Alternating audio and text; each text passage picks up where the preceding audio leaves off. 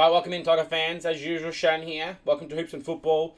Alright, so I thought today, as we all saw, the news broke that Malcolm Rosa JR has gone to Gold Coast, informed them that he wishes to be traded. Now, he has given out, obviously the two clubs have been named Richmond and Sydney. I can't speculate too much on Sydney. I'll give my opinion at the end. But I will obviously give out my opinion on I think why we should take him, and maybe what I think we could do in ways of trading him in and picks and all that sort of stuff, and maybe some other scenarios where you could maybe build up towards getting a couple of future picks as well, or a future pick off Gold Coast. So if you could, please leave a comment below if you agree with the idea of Rosa or disagree. Or maybe give me your little stinky idea of a trade on what you would give up for him to Gold Coast and what we would get back by doing the vice versa. So, right now, Gold Coast have pick, it's technically locked in, pick 6. They have pick 13 and pick 16, which is from Collingwood, but that doesn't officially, it's not officially locked in. Obviously, because Collingwood's still playing.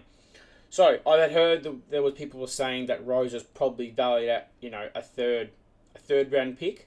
As we all know, Richmond do not have a second, third, or fourth round pick. They've all been traded away. Port Adelaide, I think it's Fremantle and Gold Coast have them. So obviously you can't just give them a standard one.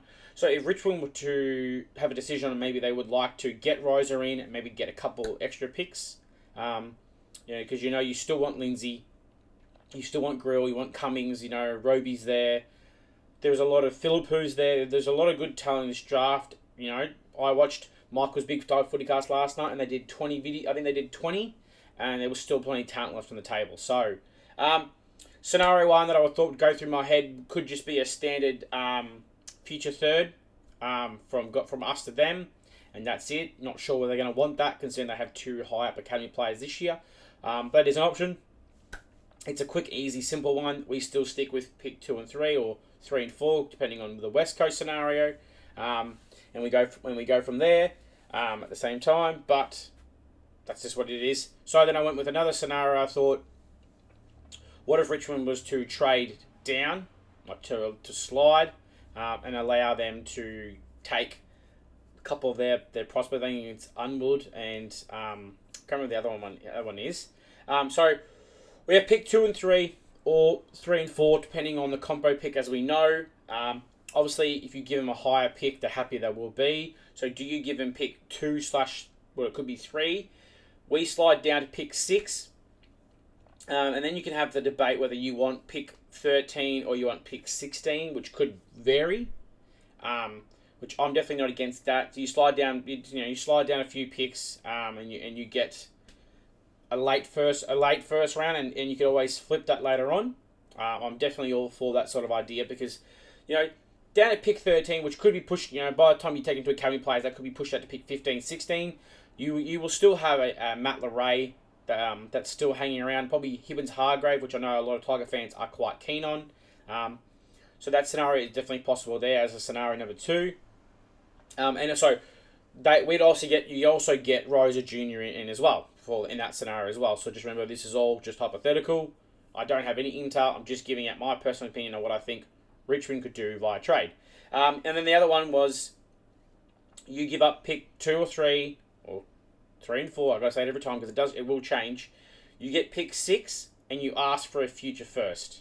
Now, whether Gold Coast be willing to do that, I'm definitely all for that because there has been talks of people doing videos about Richmond helping Hawthorn, sliding down a pick and getting another future. So if you play your cards right, we could walk into next year with 3 first-round picks and a draft will be neat to points. So it sucks you don't get an extra pick in the first round in this year's draft, but you're only sliding back 3 to 4 picks, and then you're getting a first round next year. Yes, that first round might be in the teens, but it's just all points is what you're going to want. And that's what I thought it was. And then I had another one that you could do on I think my fourth one was, do you just do Richmond give up pick 2 or 3? You get pick 6 and 16, so you take their last first round pick, as well as you ask for a couple of future thirds and fourths swapped around for this year. So do you give them up a pick? They give us their third round this year, and we give them a future fourth, so we can go out and get Lewis Callaway. So, all right, guys.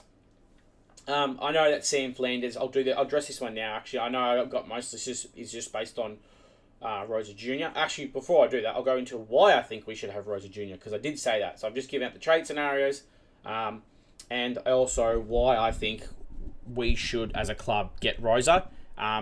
Michael put out a video today on Big Tiger Footycast. He was saying he likes the idea because it creates pressure for the small forwards.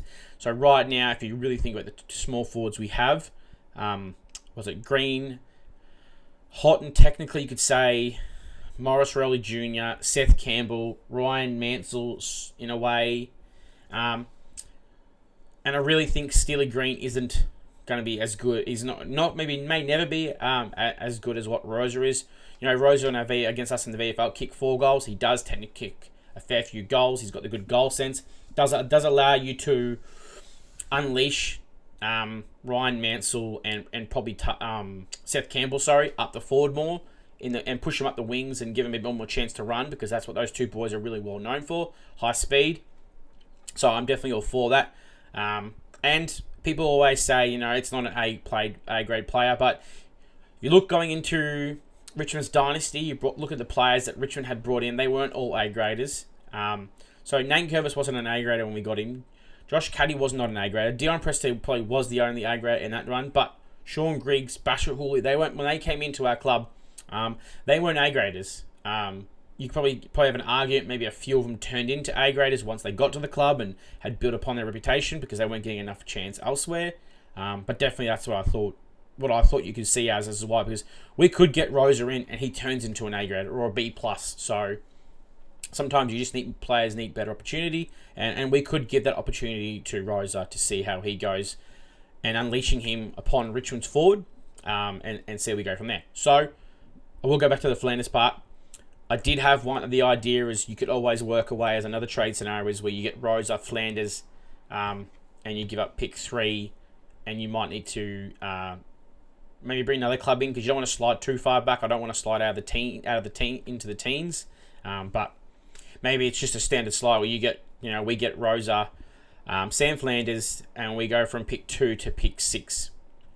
Because I don't know what those boys are all valued at, but I would think Flanders be pushing for a second round. So sliding that far back down, and you can always add a couple of seconds and thirds in for futures as well. So, all right, guys, please hit that like button, subscribe, because only 28% of you who watch my videos are subscribed. So 72 more percent, and I'll be getting up higher. Do appreciate everybody who watches my show. I do say thank you, but as always, please leave a comment and a like. I do appreciate everything that you guys do for me. As always, stay safe and go Tigers.